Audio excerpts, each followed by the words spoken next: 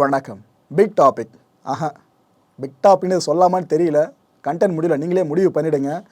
Lawrence அவர்கள் இருக்காங்களே, அவரை பற்றி தான் பல விஷயங்கள் பேச போகிற நிகழ்ச்சிக்குள்ளே போகலாம்.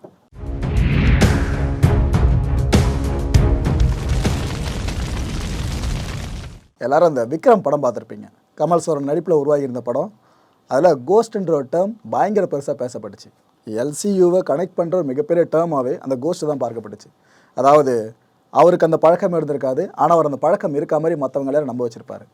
அவர் உயிரோடு தான் இருப்பார், ஆனால் அவர் செத்த மாதிரி கணக்கு காமிச்சு வச்சுருப்பார். இது போலனா ஒருத்தர் தன்னோட அடையாளத்தை முழுக்க முழுக்க மறைச்சிட்டு உயிர் வாழ்ந்துட்டுருக்கார்ல, அவரை கோஸ்ட்ன்ற மாதிரி டேர்ம் பண்ணுவாங்க. அது மாதிரி உலக அரசியல் தலைவர்களையோ, மிகப்பெரிய விளையாட்டு நட்சத்திரத்தையோ, இல்லைனா மிகப்பெரிய சினிமா ஸ்டாரையோ இந்த வாட்டி கோஸ்ட்டுன்னு சொல்லலை. இந்த ஸ்க்ரீனில் இருக்கார்ல, இவர் தாங்க எல்லா கோஸ்ட்டுன்னு சொல்ல ஆரம்பித்தாங்க. இந்த சோஷியல் மீடியா முழுக்கவும் லாரன்ஸ்னு எங்கே பார்த்தாலும் லாரன்ஸ் மயமாக இருந்துச்சு. நான் கூட முதல்ல என்ன நினச்சேன், சரி நடிகர் லாரன்ஸ் அவர்கள் ஏதோ புதிய படத்தில் கமிட் ஆகிருக்கார் போல இருக்குது, அது சார் இவ்வளோ தூரம் பேசுகிறாங்கன்னு நினச்சேன். ஆனால் அப்போ இன்னொரு சந்தேகமும் வந்துச்சு, லாரன்ஸ் அவர்கள் புதுசாக கமிட் ஆனாலும் இது போல் பேச மாட்டாங்களே, வேறு எதுக்கு இந்த மாதிரி ட்ரெண்ட் ஆகுதுன்னு பார்க்கும்போது தான் இவரோட முகம் வெளியே வந்துச்சுங்க. சமூக வலைதளம் முழுக்கவே எங்கே பார்த்தாலும் கலக்கிட்டு இருக்கிறது இவரோட பேர் தான். அப்பேற்பட்ட என்ன சாதனை இவர் பண்ணிட்டாரு அப்படின்னு நான் தேடி பார்த்தேங்க. எனக்கு இதுக்கு முன்னாடி வரைக்கும் இவர் யார் என்னன்றது சுத்தமாக தெரியாது. ஆனால் நம்மளோட சப்ஸ்கிரைபர்ஸ்லாம் நேற்றுக்கு வரைக்கும் கேட்டுட்டு இருந்தீங்க நம்மளோட மற்ற வீடியோஸோட கீழே கமெண்ட் செக்ஷனில், இது போல் இவரை பற்றி பேசுங்க ப்ரோன்னு.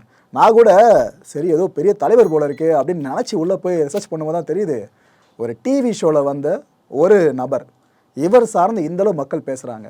நீங்கள் நிறைய மீம் டெம்ப்ளேட்லாம் பார்த்துருப்பீங்க இவரோட முகத்தை. நானும் அந்த மாதிரி டெம்ப்ளேட்டில் மட்டும் தான் பார்த்துருக்கேன். பட் இவரோட பேக்ரவுண்ட் என்னன்றது சுத்தமாக தெரியாது. ஸோ சப்ஸ்கிரைபர்ஸ் கேட்டதுனால தான் இவரை பற்றி நானும் சில விஷயங்களை இங்கே ஷேர் பண்ணுறேன். அது கூடவே முகம் சுழிக்கிற மாதிரி ஒரு விஷயம் நடந்திருக்கு, அதை பற்றி நான் போக சொல்கிறேங்க. ஓகே, இவரை பற்றி தெரியாமல் இருந்திருப்பேன் இவ்வளோ நாளா என்ன மாதிரியே சில பேர், அவங்களுக்காக ஒரு சின்ன இன்ட்ரொடக்ஷன் கொடுத்துட்றேன். இந்த ஷோவை யாரும் மறந்துருக்க மாட்டீங்க. பஞ்சாயத்து பண்ணுற ஷோ தான். ஃபேமிலிக்குள்ளே ப்ராப்ளம்ஸ் இருக்கும், அதை டிவி நிகழ்ச்சி மூலமாக வெளி உலகத்துக்கு காட்டுவாங்க. ஒரு பக்கம் அந்த குறிப்பிட்ட சேனலுக்கு டிஆர்பி, இன்னொரு பக்கம் இந்த குடும்பத்துக்கு அவங்களால முடிஞ்ச நல்லதுகளை செஞ்சுருக்காங்களாம். இட் மீன்ஸ் இந்த வராங்களா பார்ட்டிசிபெண்ட்ஸாக, இவங்களுக்கு ஏதாவது நிதி உதவி தேவை அப்படின்னா இந்த நிகழ்ச்சி குழு கொடுக்குறாங்களாம். ஆண்கள் சில பேர் வந்து ஆட்டோ ஓடி பொழைச்சிக்கிற அப்படின்னா ஆட்டோ வாங்கி கொடுக்கறது, மற்றபடி இந்த பெண்கள் யாராவது வந்து உதவிக்கிறேன்னு அவங்களுக்கு என்ன உதவி செஞ்சு கொடுக்குறது, இது போல் விஷயங்களை இந்த நிகழ்ச்சி குழு பண்ணி கொடுத்துருக்காங்களாம். அருவின்ற படம் பார்த்துருப்பீங்களே, அந்த படம் பார்த்தவொன்னு இந்த ஷோவை பற்றி நான் பெருசாக இன்ட்ரோடக்ஷன் சொல்லவே வேணாம், எல்லாருக்கும் புரிஞ்சிருக்கும் நம்புகிறேன். சொல்வதெல்லாம் உண்மைங்க. இந்த ஷோ பேர், இந்த ஷோவில் ஒரு பர்டிகுலர் எபிசோடு, அதாவது எபிசோட் நம்பர் 762. இந்த எபிசோட் கடந்த 2014 வருஷம் செப்டம்பர் 10ஆம் தேதி யூடியூப் தளத்தில் பதிவேற்றம் பண்ணப்பட்டுச்சு. எப்போ 2014, இப்போ 2023, லிட்டரலாக 9 வருஷம் ஆயிடுச்சா. 9 வருஷம் முன்னாடி பதிவேற்றம் பண்ணப்பட்ட ஒரு எபிசோடு. ஆனால் இது சார்ந்த டெம்ப்ளேட் இப்போ வரைக்கும் வைரலாக சுற்றிக்கிட்டு இருக்குன்னா தலைவன் பவர் என்னன்றது கண்டிப்பாக உங்களுக்கு இப்போ புரிஞ்சிருக்கும்னு நம்புகிறேன். இந்த வீடியோவோட டைட்டில் என்ன தெரியுமா கொடுத்துருந்தாங்க, லாரன்ஸ் எபிசோடு லாஃப் கேரண்டி அப்படின்னு போட்டு ஒரு ஸ்மைலி இமோஜி வேறு கூட கொடுத்து வச்சுருப்பாங்க. ஆக்சுவலாக அது என்ன ஷோ, குடும்ப பஞ்சாயத்து சார்ந்து பேசுகிற ஷோ. பேசுகிற விஷயங்களும் ரொம்ப சீரியஸாக தான் இருக்கும். நிறைய விஷயங்களை பேசுவாங்க, குடும்ப அந்த டொமஸ்டிக் வயலன்ஸ்லாம் சார்ந்து நிறைய விஷயங்கள் பேசுவாங்க. அப்பேற்பட்ட ஷோவில் இந்த பர்டிகுலர் எபிசோடுக்கு அவங்க கொடுத்த டைட்டில் லாஃப் கேரண்டின்னு சொல்லிட்டு. இதுக்கெல்லாம் ஒரே காரணம், இந்த லாரன்ஸ் இருக்கார்ல, இவர் தான் the best meme template of 2023. இது மட்டும் இல்லை, இதுக்கு முன்னாடி சில வருஷங்களும் எடுத்துக்கங்க, இந்த வருஷம் அடுத்த வருஷமாக கூட எடுத்துக்கங்களேன், இவரோட முகந்தான் அதில் இருக்கும், அதில் எந்த மாற்று கருத்தும் இல்லை. ஏன்னா இந்த ஷோவில் ஒரு பேசின விஷயங்கள் அந்த மாதிரிங்க. இப்போ நிறைய பேர் இவரோட பேசின அந்த விஷயங்கள்லாம் இருக்குல்ல, அதெல்லாம் எடுத்து போட்டு யாரை வச்சு செய்கிறதா இருந்தாலும் அவரோட வாய்ஸை பயன்படுத்திடுறாங்க, அவரோட ஃபேஸை பயன்படுத்திடுறாங்க. அது அப்படியே ஆப்ட் ஆகுதுங்க. பார்க்குறப்ப நம்மளுக்கு குபீர் சிரிப்பு மூமெண்ட்டாக அந்த ஒவ்வொரு டைலாகும் அமைஞ்சிருது. ஏன்பா அப்படின்னாப்பா டைலாக்லாம் பேசினா நீங்கள் கேட்டிங்கன்னா அதை பற்றி நான் தெளிவாக சொல்கிறேன் போக போக. அதுக்கு முன்னாடி அந்த எபிசோடு இருக்குது பார்த்தீங்கன்னா, அந்த வீடியோ யூடியூப்பில் அவங்க பதிவேற்றம் பண்ணியிருந்தது, அது கீழே கமெண்ட் செக்ஷனை பாருங்கள். இந்த கமெண்ட்ஸ்லாம் ஒவ்வொரு நாளும் மேலே போய்கிட்டே இருக்குது. இப்போ வரைக்கும் எடுத்துக்கிட்டிங்கன்னா 5623 கமெண்ட்ஸை தாண்டி இருக்குங்க இந்த ஒரு வீடியோ கீழே மட்டுமே. ஒரு சாதாரண ஷோவில் வந்த ஒரு எபிசோடு அதுக்கு இவ்வளோ தூரம் கிரேஸ் இருந்திருக்குன்னா அதுதான் லாரன்ஸோட பவர். இன்ஸ்டாகிராம் ரீல்ஸ் பார்த்து விட்டு அண்ணனை பார்க்க வந்த நபர்கள், இவங்களாம் அதிகமாக ரீல்ஸை பார்த்துக்கிட்டே இருப்பாங்க தள்ளி விட்டு. அதில் 10 ரீல்ஸ் பார்க்குறாங்கன்னா 3 நாளுத்தில் லாரன்ஸோட ஃபேஸ் வந்து டைலாக் வந்துடும். அது போல் நிறைய பேரும் பார்த்து யார் இந்த அண்ணன் அடிக்கடி எல்லாத்துலையும் வந்துட்டுருக்காருன்னு தேடி வந்திருக்காங்க யூடியூபுக்கு. அங்கே தான் இந்த எபிசோடை பார்த்துருக்காங்க. இதுதான் டாப் கமெண்ட்டாக இருக்குது. இதில் கீழே பார்த்தீங்கன்னா, we all need a skill like Lawrence to handle the life, he managed it very well. நமக்கெல்லாம் லாரன்ஸ் அண்ணன்கிட்ட இருக்க அந்த திறமை நம்மளுக்கு வேணும். ஏன்னா குடும்பத்தை இந்தளவு சமாளிக்கிறாருன்னா இதுமாரி திறமை தான் நம்மளுக்கு வேணும் அப்படின்னு சொல்லியிருக்காங்க. ஆனால் ஸ்மைலி இமோஜி யாரும் மறந்துடாதீங்க மோட்டிவேஷன் நினச்சிக்கிட்டு. ஏன்னா விஷயம் விவகாரம் அந்த மாதிரி போக சொல்கிறேன். லாரன்ஸ் ஃபேன்ஸ் அசம்பிள்னு இந்த ஒரு கமெண்ட்டுக்கு மட்டும் 6800 பேர் லைக் பண்ணி வச்சுருக்காங்க. எவ்வளோ ஃபேன் பேஸ் பாருங்க அவருக்கு. ரொம்ப நாளைக்கு அப்புறம் சிரித்தேன், லாரன்ஸ் வேறு லெவல் அப்படின்ற கமெண்ட்டு. அப்படியே கீழே வந்தீங்கன்னா லட்சுமி மேம்க்கு சிரிப்பு அடக்க முடியல அப்படின்ற கமெண்ட்டு. மக்களே ஒரு விஷயம் தெளிவாக புரிஞ்சுங்க, சீரியஸான ஷோ அது. ஆனால் அந்த ஷோவில் அந்த ஒரு எபிசோடுக்கு இந்தளவு கமெண்ட்ஸ்லாம் வந்திருக்கு. பாயிண்ட் அவுட் பண்ணியே கொடுத்துருக்காங்க பாருங்க. இந்த வீடியோவில் எதுலாம் ஃபன்னி மூமெண்ட் எந்தெந்த இடத்துல வருதுன்ட்டு பாயிண்ட் அவுட் பண்ணி கொடுத்துருக்காங்க. இதுக்கெல்லாம் மேலே ஒரு கமெண்ட்டுங்க, I am a fan of சில்லு டைலாக். அது என்ன சில்லுன்றீங்களா? இப்போ ஒன்றா உங்களுக்கு சொல்கிறாங்க. அந்த நிகழ்ச்சியில் லாரன்ஸ் அவர்கள் அப்படி எமோஷனலாக பேசியிருப்பார், நடிச்சு வேறு காமிச்சிருப்பார். மேடம் இது பொல்லாம் பண்ணுறா மேடம், அது நடிச்சுலாம் காமிச்சிருப்பார். இது எல்லாத்துக்கும் இவ்வளோ ஃபேன் பேசுங்க. 9 வருஷமாக தன்னோட ஃபேன் ஆர்மி இருக்குது பாருங்க ஒட்டுமொத்தமாக. அதை இந்த மனுஷன் இப்போ வெளி உலகத்துக்கு தோன்றலை அப்படின்னாலும் அப்படி ஸ்டேடியாக வச்சுக்கிட்டு இருக்காரு. அந்த ஷோவில் எடுத்துக்கிட்டிங்கன்னா லாரன்ஸ் சொன்ன ஒரு விஷயம், நம்ம கும்பகோணம் இருக்குல்ல, அதுக்கு அருகில் இருக்க நாச்சியார் கோயில் தான் இவரோட சொந்த ஊர். இதை சொல்லி தான் அந்த ஷோவில் அவர் அறிமுகமே படுத்தி பார்த்தானே. நம்ம கோயம்பேடு மார்க்கெட் இருக்குல்ல சென்னையில், இந்த மார்க்கெட்டை தான் பல வருஷமாக அவர் இந்த லோடு மேனாக ஒர்க் பண்ணிட்டு இருந்திருக்காராங்க நம்ம லாரன்ஸு. இவருக்கு குடும்பத்தில் ஏதோ பிரச்சனை, அந்த தரப்பில் இருக்கவங்க இவர் மேலே குற்றம் சாட்டுறது, இவர் இன்னொருத்தர் மேலே குற்றம் சாட்டுறதுன்னு பஞ்சாயத்து பெருசாக போகவே இவரே அந்த டிவி ஷோவுக்கு தான் வரேன் அப்படின்னு ஒப்புதல் கொடுத்துருக்காரு. இவரோட அழைப்பின் பேரில் தான் இந்த குடும்பத்தில் இருக்க மற்ற உறுப்பினர்களையும் அந்த ஷோ நடத்திட்டு இருக்கவங்க அழைச்சிருக்காங்க. ஸோ எல்லாரும் அந்த ஷோ நடக்கிற செட்டுக்கு வந்தாச்சு. இங்கே தான் இவங்களோட ஆட்டமே ஆரம்பிக்குது. ஒரு பக்கம் இவர், ஒரு பக்கம் இவர், இவங்க 2 பேரை வச்சு தாங்க அந்த ஷோ அப்படி கொண்டு போனாங்க. லாரன்ஸ் என்னென்னலாம் சொல்லியிருப்பாருன்னு பார்த்தீங்கன்னா, இவர் பேச முடியாமல் கஷ்டப்படுற மாதிரி பேசுவார். யார் இந்த ஒரு பர்சன், ஒரு பேர் கண்ணன். அது என்ன குடும்ப பிரச்சனை நான் சொல்ல விரும்பலை, அது ப்ரைவேட் சார்ந்து நான் சொல்ல விரும்பலை, மேலோட்டமாக போயிடலாம். கண்ணன் வந்து என்ன சத்தமாக பேச முடியலன்ற மாதிரி சொல்லுவார். அப்போ லாரன்ஸ் சொல்கிறது, இது ஆக்ஷன் மேடம். இதை நீங்கள் கண்டிப்பாக நிறைய டெம்ப்ளேட்டில் பார்த்துட்டு மீம் டெம்ப்ளேட்டில் இது ஆக்ஷன் மேடம்னு அந்த வார்த்தைகள் பயங்கரமாக ஃபேமஸ் ஆக காரணமே இந்த லோடுமேன் லாரன்ஸ் அவர்கள் தான். இவன் நடவடிக்கையை வெளியே விட்டு பாருங்கள், இதை பாருங்கள் நல்லா சிரிக்கிறான், இவனை வெளியே விட்டு பாருங்கள் நல்லா ஆக்ஷன் பண்ணுவான் அப்படின்ட்டு ஒரு வெகுளியான ஒரு பர்சன் ஆப்போசிட்டில் இருக்க ஒருத்தர் மேலே இருக்க அந்த கோபத்தை வலிக்காத வார்த்தைகளால் வெளிப்படுத்துறதா எப்படி இருக்கும். இது போல தான் லாரன்ஸ் அவர்கள் இங்கே வெளிப்படுத்தி ஸ்கோர் பண்ணியிருந்தார். இதுக்கு அடுத்து அவர் சொல்லுவாருங்க ஒரு விஷயம் என்னென்னா, இவனை எப்படி பிடிச்சி சோறு ஊட்டினேன், அப்படி கஞ்ச கரைச்சி மிக்சியில் ஊற்றி நெஞ்சில் ஊற்றுனேன், நான் சாத்துக்குடியை மிக்சியில் அடித்து ஊற்றுனேன், அவனுக்கு என் உசுரை கொடுத்து காப்பாற்றினேன் இவனை அப்படின்னு நம்ம லாரன்ஸ் இவரை பார்த்து பேசுகிற அந்த டைலாக்லாம் பெரிய மாசாக இருக்கும். என்னென்னா லேகே வராது, ஒரு வார்த்தை இன்னொரு வார்த்தை வந்து விடவே விடாது. ஒரு நல்ல நடிகர்கிட்ட, இட் மீன்ஸ் திறமையில் உச்சம் பெற்ற ஒரு நடிகர்கிட்ட ஒரு டைலாக் பேப்பரை கொடுத்துட்டு பேசுங்க அப்படின்னாலே வார்த்தை தடுமாற்றம் இருக்கும், அவங்க ஞாபகப்படுத்தி பேசினாலும் கூட. ஆனால் இந்த மனுஷன் பேச்சிலலாம் எங்கேயுமே அந்த ஒரு கட்டியை பார்க்க முடியலைங்க. வார்த்தைகள் அப்படி ஒன்றா ஸ்பேஸ் விட்டு ஓடும். இதை பார்க்குறப்ப எனக்கு ஆச்சரியமாக இருந்துச்சு, நான்ப்பா வேறு லெவலில் டைலாக்லாம் பேசுகிறாரு அப்படின்னு சொல்லிட்டு. மேடோன்னு ஒரு மாடுலேஷன் ஒன்று கொடுத்துருப்பாருங்க இவர் நம்ம லாரன்ஸு. இவரை வச்சுக்கிட்டே கொடுத்துருப்பாரு மேடம் அப்படின்னு. அவன் சொன்னான் பார்த்தீங்களா, பச்சை பொய்யுங்க அப்படின்ட்டு, ஒன்று அடிக்க 5 நிமிஷம் ஆகாது கண்ணா. இதுதான் டைலாக் அல்டிமேட்டு. லாரன்ஸ் அவர்கள் சொல்லியிருப்பாரு, ஒன்று அடிக்க 5 நிமிஷம் ஆகாது கண்ணா, 110 கிலோ வெயிட் தூக்குற இந்த லாரன்ஸு ஒன்று அடிக்கிறது ரொம்ப பெருசு கிடையாது அப்படின்னு இருப்பாருங்க. செம்ம பஞ்சாக இருக்கும் அந்த டைலாக். அதுவும் அதுக்கு ஒரு மாடலேட் பண்ணுவார் பாருங்க. எனக்கு அந்த வீடியோ பார்த்து, சீரியஸான வீடியோ தான், ஆனால் இவரோட பிஹேவியர்லாம் பார்த்து சிரிப்பு பயங்கரமாக வந்துகிட்டே இருந்துச்சு. எனக்கு மட்டுமா நடுவில் உட்காந்துட்டு இருக்காங்களே, இவங்களோட குபீர் மூமெண்ட்லாம் இருக்கே சொல்கிறதெல்லாம். எஸ்ஐ வரப்போ அப்படின்பா அப்படின்னு நடந்து காட்டினாருங்க லாரன்ஸு. அதாவது இவர் இந்த போலீஸை பார்க்குறப்ப இப்படி தான் நடப்பாராம், நடந்து இது வரைக்கும் போயிடுவார். லட்சுமி ராமகிருஷ்ணன் பார்த்து சிரிச்சிட்டு இருப்பாங்க. இவங்க வேலை என்னென்னா அங்கே அமர்ந்து பஞ்சாயத்து பேசணும், இது மாதிரிலாம் பண்ணாதப்பான்னு சொல்லணும். அவங்க சைலண்ட்டாக விட்டுருவாங்க. இவர் பாட்டு பொறுப்பாக நடந்து போயிட்டு திருப்பி வருவார். இவர் அங்கேருந்து பார்த்துக்கிட்டு இருப்பார். இவரை பார்த்துட்டு அப்படியே அங்கே கண்ணு போயிடுவாரு. நான் மேடம் இது போல் பண்ணுறாரு கேட்க மாட்டேங்கன்ற துணியில் தான் அவர் பார்த்துக்கிட்டு இருப்பார். ஆனால் லட்சுமி ராமகிருஷ்ணன் நீ நடத்துகிறாஸ் அப்படின்னு சைலண்ட்டாக கொஞ்சம் பார்த்துக்கிட்டு இருப்பாங்க. அவர் போன பிறகு சும்மா சில்லுன்னுவான். அதாவது போலீஸ் வந்தப்போ இது போல் நடப்பார், நடக்கவே முடியாத மாதிரி. யார் இந்த கண்ணனு? போலீஸ் போன பிற்பாடு சருன்னு போவாராம். அதுதான் சில்லுன்னு சொன்னார். இதைத்தான் அந்த கமெண்ட் செக்ஷன் கீழே சில்லு ஃபேன்ஸ்னு போட்டிருந்தாங்க. இதுக்கப்புறம் என்ன சொல்லியிருப்பாரு, நீ இப்படி நடந்து வந்ததுக்கும் இப்படி பேசினதுக்கும் உக்குன்னு என்னை குத்தவும் தெரியுது, இப்போ ஸ்டெடியாக பேசாண்டா. அதாவது அவர் நடிக்கிறாராம், என்ன அவ்வளோ அடிலாம் அடிச்சிங்க அப்போ போட்டு, ஆனால் இப்போ என்னென்னா நடக்கவே முடியாது, பேசவே முடியாதுன்ற, ஏதோ அடிக்கவே முடியாதுன்ற மாதிரிலாம் சொல்கிற, இப்போ பேசுடா அப்படின்ற மாதிரி கொந்தளிச்சே பேசியிருந்தாருங்க. இதுக்கப்புறம் அவங்க ஒன்றாகிட்டாங்க. அதாவது இந்த குடும்பம் இருக்குல்ல, இவங்களாம் ஒன்றாகிட்டாங்க. ஆனால் நான் கோயம்பேட்டில் தனியாக நிற்கிறேன், பகலில் ஈ தொல்லை, நைட்டில் கொசு தொல்லைன்னு ஒரு வரியை போட்டிருப்பாரு பாருங்க லாரன்ஸு. எமோஷனலாக பேசியிருக்காரு, ஆனால் 1000 அர்த்தங்கள் இருக்குங்க.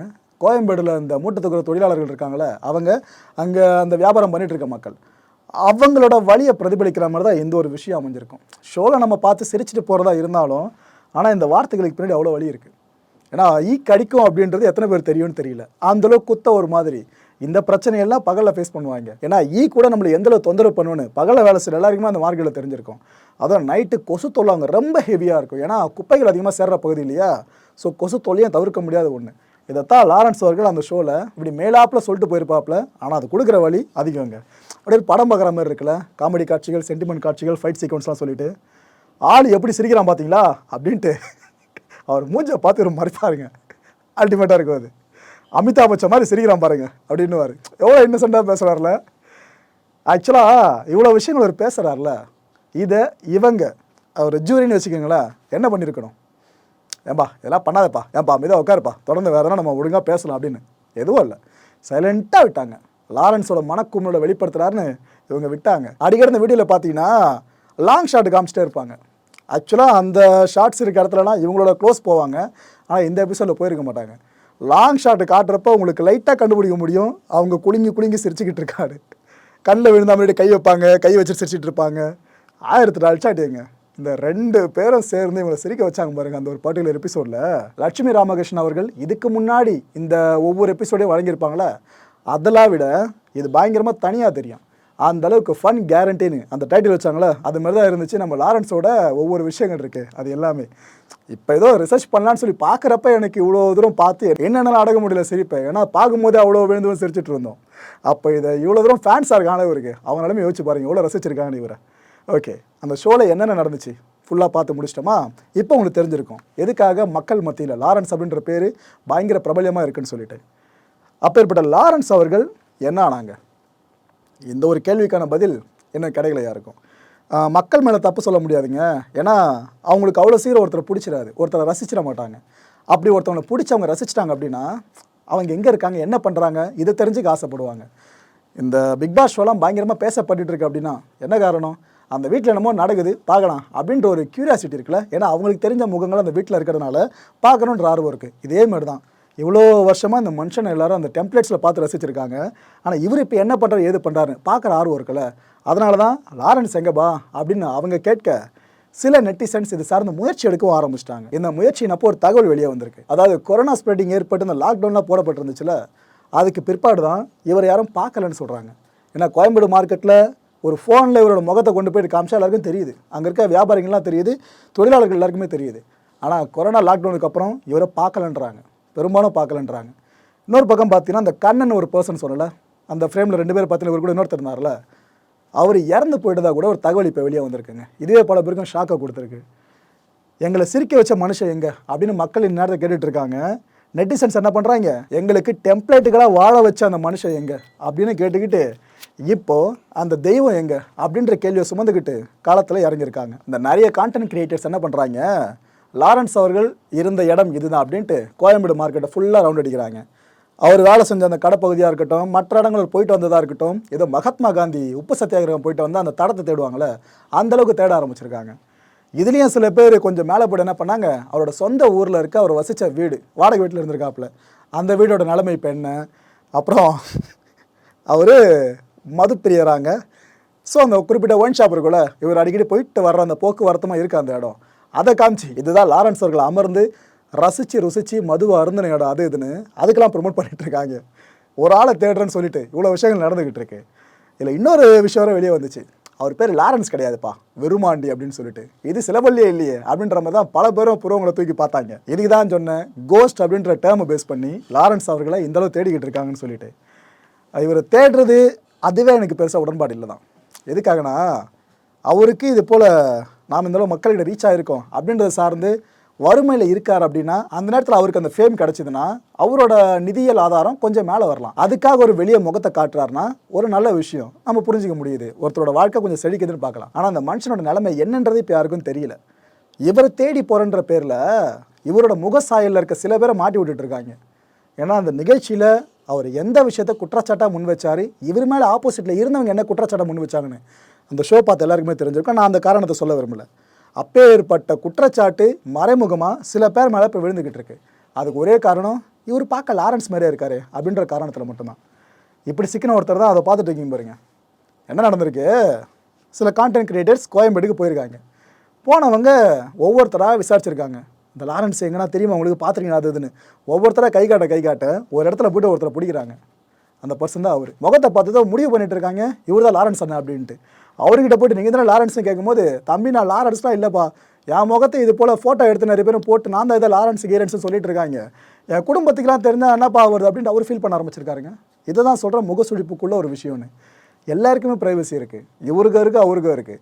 தேடி வர்றதை இவர் விரும்பி, இவரோட முகம் வெட்ட வெளிச்சமாக வெளியே வருதுன்றதை இவர் விரும்பினா மட்டும்தான் நாம் அதை செய்யணும். விருப்பம் இல்லாத பட்சத்தில் தொந்தரவு பண்ணவே கூடாது. ப்ரைவசி இன்னொன்று அதே பக்கம் இருக்குது. இவர் மாதிரி முகசாயில் இருக்காங்கன்ற ஒரே காரணத்துக்காக அங்கே நிற்கிறவங்க, சும்மா நிற்கிறவங்க கொண்டு அவங்க முகத்தை எடுத்து நம்ம இவர் தான் லாரன்ஸ் இப்போ ஏற்பட்ட நிலைமையை பார்த்தீங்கன்னா போட்டாக்கா அவங்க ஃபேமிலி பார்த்து என்ன ரியாக்ட் பண்ணிவிடுவாங்க, இதை யோசிச்சு பாருங்கள். அவ்வளோதான். ஏன்னா இது நான் மட்டும் சொல்கிறது இல்லைங்க, அவர் அவ்வளோ பதறி போயிட்டார். இந்த மனுஷன் சொல்கிறார், ஏன்பா இது போல போகிறீங்க எதனா ஆச்சுன்னா அப்படின்னு ஆரம்பிக்கிறாரு. அவருக்கு அந்தளவு பதட்டமாகுது. ஏன்னா அந்த நிகழ்ச்சி கொடுத்த தாக்கம் அப்படி, அதில் பேசப்பட்ட விஷயங்கள் அப்படி, அதோட குற்றச்சாட்டை அப்படியே இன்னொருத்தர் மேலே விழுது அப்படின்னா அவர் எவ்வளோ பதட்டமாக இருக்கும். ஸோ இந்த அளவு நடந்துக்கிட்டு இருக்கா. இதுக்கு மத்தியில் லட்சுமி ராமகிருஷ்ணன் அவர்கள் சில விஷயங்களை தெரிவிச்சிருக்காங்க. என்னென்ன சொல்லியிருக்காங்கன்னா, ஆக்சுவலாக இப்போ சொல்லியிருக்காங்க, இந்த வீடியோ பப்ளிஷ் பண்ணியிருந்தது 2014.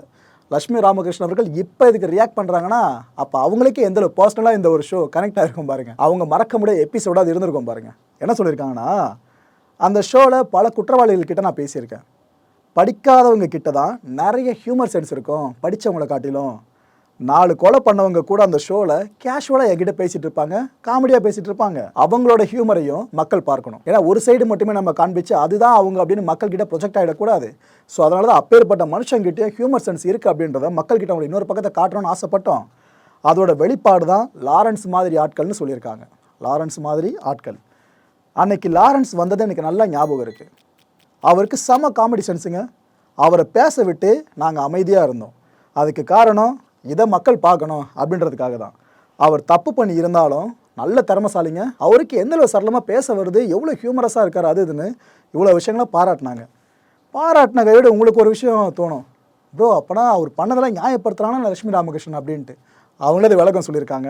இதெல்லாம் வச்சு லாரன்ஸ் நான் நியாயப்படுத்துகிறேன் அப்படின்னு நீங்கள் நினச்சிடாதீங்க. சினிமாவில் மட்டும் அவருக்கு வாய்ப்பு கிடச்சிருந்தா ஒரு பெரிய காமெடியனாக வந்திருப்பார். அப்படி ஒரு திறமை அவர்கிட்ட இருக்குது. பிரிஞ்சு வந்த குடும்பத்தை ஒன்று சேர்த்து நாங்கள் அனுப்பணும். இவங்க ஃபேமிலிக்கு எங்களால் அதான் பண்ண முடிஞ்சது. அவங்க பெருசாக நிதி உதவியில் எதிர்பார்க்கலன்னு அவங்களே சொல்லியிருக்காங்க. அண்ட் மொரோவரும் கடைசியாக சொன்ன விஷயம் தாங்க ஹைலைட்டு. லாரன்ஸுக்கு பண உதவி தேவைப்படலை. ஸோ அதனால் பிரிஞ்சிருந்த குடும்பத்தை ஒன்று சேர்த்த போது தான் நினச்சாரு, அதை பண்ணிட்டோம். அவரும் எங்களோட தொடர்பில் கிடையாது. அவர் இப்போ எங்கே இருக்கார், என்ன பண்ணுறாரு, இந்த டீட்டெயில் எதுவுமே எங்களுக்கு தெரியாதுன்னு சொல்லியிருக்காங்க. ஏன்னா பல பேர் நினச்சது இவங்களை பிடிச்சா இவங்க மூலமாக ஏதாவது ஒரு லூப்பு கிடைக்கும், லாரன்ஸ் அவர்கள் எங்கே இருக்காரு நம்ம பார்த்துலாம் மீட் பண்ணலாம் சொல்லிட்டு தான் இவங்ககிட்ட ட்ரை பண்ணியிருக்காங்க. பட் அவங்களும் தெரியாதுன்னு தான் சொல்லியிருக்காங்க. மக்களே, இந்த கான்டென்ட்டை பொறுத்த வரைக்கும் நம்மளாம் சிந்திக்க வேண்டியது ஒரே ஒரு விஷயம் தான். இப்போ இந்த சோஷியல் மீடியா முழுக்க எங்கே பார்த்தாலும் லாரன்ஸ் ஒரு விஷயம் பெருசாக பேசப்பட்டு இருக்குல்ல, இதை பார்க்குறப்ப நேசமணி தாங்க ஞாபகத்துக்கு வந்தார். சில ஆண்டுகளுக்கு முன்னாடி உங்களுக்கு ஞாபகம் இருந்திருக்கும்னு நினைக்கிறேன். நேசமணி சித்தப்பான்னு சொல்லிட்டு ஒரு ஹேஷ்டேக் ட்விட்டரில் ஆல் இண்டியா ட்ரெண்டிங்கில் நம்பர் 1ல் இருக்கும். ஒரு நாள் கிடையாது, அடுத்த நாள் வரும், அதுக்கு அடுத்த நாள் வரும். நாட்டில் அவ்வளோ பிரச்சனை போயிட்டுருக்கு, உலகத்தில் அவ்வளோ பிரச்சனை இருக்கும். ஆனால் நேசமணி சித்தப்பான்ற ஹேஷ்டேகை எந்த ஒரு ஹேஷ்டேக்கில் பீட் பண்ணவே முடியலங்க. அவ்வளோ டாப்பில் இருந்துகிட்டு இருந்துச்சு. அதை பார்க்குறப்ப எனக்கு அந்த நேரத்தில் தோணுன விஷயம் என்ன தெரியுமா, மனசில் நம்ம பசங்க இவ்வளோ வெட்டியாக இருக்குமா அப்படின்னு சொல்லிட்டு. இதை பார்க்குறப்பையும் இதுதான் தோணுது. சிந்திச்சு பாருங்கள். அடுத்த நிகழ்ச்சியை சந்திக்கலாம். நன்றி, வணக்கம். வணக்கம் மாயம் ஸ்டுடியோஸ் நண்பர்களே. மாயம் ட்ரெண்ட்ஸ் அப்படின்ற ஒரு புதிய ஃபேஸ்புக் பேஜை ஓப்பன் பண்ணியிருக்கோம். நீங்கள் யூடியூப்பில் பார்த்துட்டு இருக்கீங்களா நம்மளோட கான்டென்ட்ஸ்லாம். இதெல்லாம் விட ஒரு படி மேலே ரொம்ப கிறிஸ்பாகவும் ரொம்ப சூப்பராகவும் நிறைய கான்டென்ட்ஸ் உங்களுக்கு இந்த பேஜில் காத்துட்ருக்கேங்க. ஸோ உடனடியாக ஃபேஸ்புக் பிளாட்ஃபார்ம் போங்க, மாயம் ட்ரெண்ட்ஸ்னு டைப் பண்ணி சர்ச் பண்ணி நம்ம பேஜை ஃபாலோ பண்ணுங்கள். அப்படியே நம்ம சேனலையும் நீங்கள் சப்ஸ்கிரைப் பண்ணிட்டீங்க அப்படின்னா இன்னும் நிறைய புது கான்டென்ட்ஸை உங்களுக்காக ப்ரொடியூஸ் பண்ணி கொடுத்துக்கிட்டே இருப்பாங்க. நீங்கள் பண்ணுற ஒவ்வொரு சப்ஸ்கிரிப்ஷனும் எங்களுக்கு பெரிய மோட்டிவேஷனாக அமையும்.